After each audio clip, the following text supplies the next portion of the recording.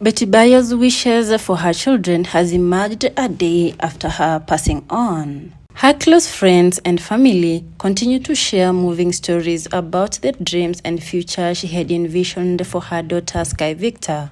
One of Betty's dearest friends, Sarah Mtalii, revealed that Betty had big dreams for Sky Victor, dreams that reached far beyond Kenya's borders. She wanted Sky to become a global citizen, Sarah said. That is why she was planning to send her to the Cambridge University summer camp and next year to the Harvard University summer camp. She wanted Sky to be a global citizen. That's why she wanted her to go to places like Cambridge University during the summer camp. Next year, we had planned to do the summer camp in Harvard University.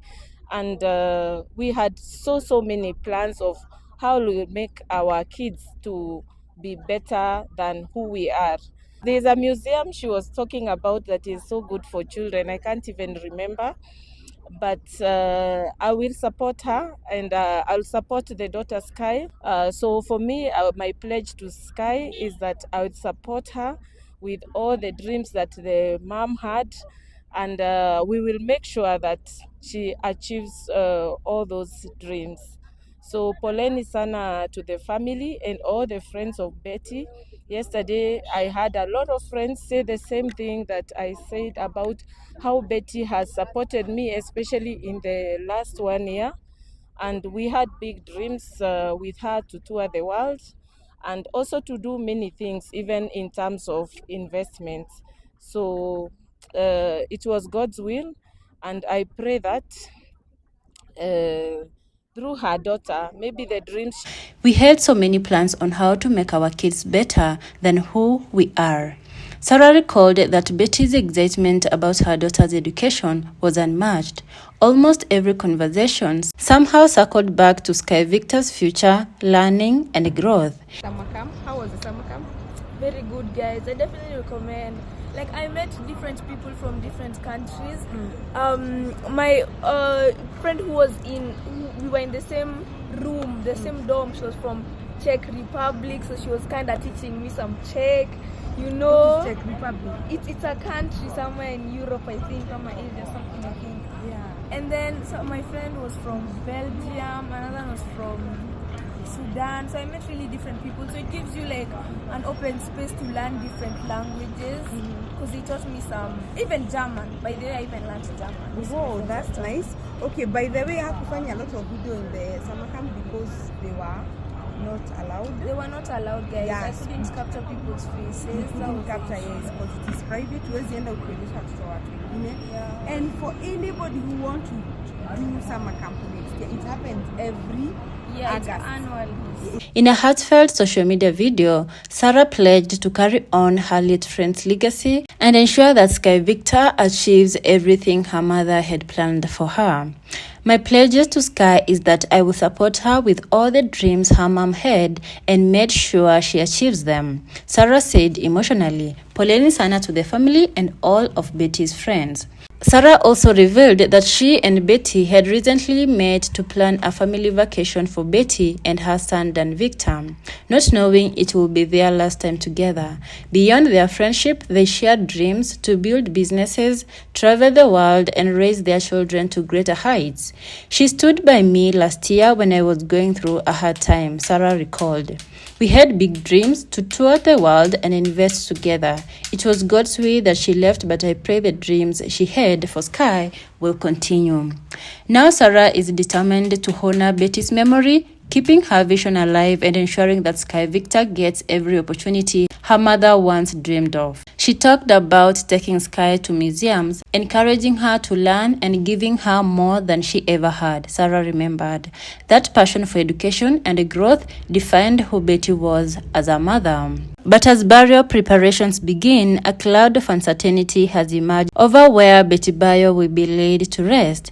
According to her close friend and fellow gospel artist Ngaruiya Jr., Betty's final resting place may not be at her family home in Kiambaa as many had expected. Ngaruiya revealed that before her passing, Betty and her husband Hiram Tash Gitau had previously discussed their wishes for the future, including where they hoped to be buried. In a heartfelt interview, Ngaruiya said, "I don't think she will be buried in Kiambaa. She and Tash had bought a piece of land in Maragua and they had even planned to build a home there. During one of our talks, she mentioned how much she loved that place. Tash even said he will wish to be buried there." Those who knew Betty say she often spoke about peace, family, and building a quiet life away from the public eye. And Maragua, it seems, was where she found that peace.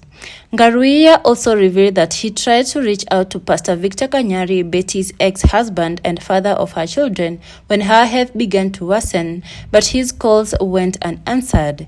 Later, fellow gospel artist Lois Kim managed to contact Kanyari and informed him of Betty's condition before she was rushed to Kenyatta National Hospital.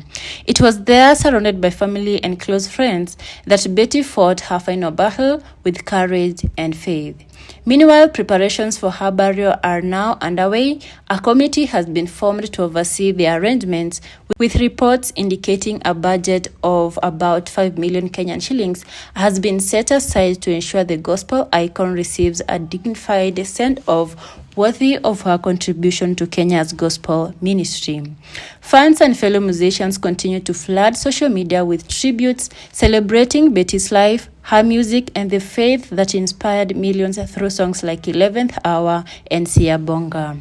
As the nation prepares to lay her to rest, the question of where her body will finally be buried remains open, Kiambaa or Maragua. But one thing is clear, Betty Bayo'S legacy lives on, not just in her songs, but in the hearts she touched through her unwavering faith and courage.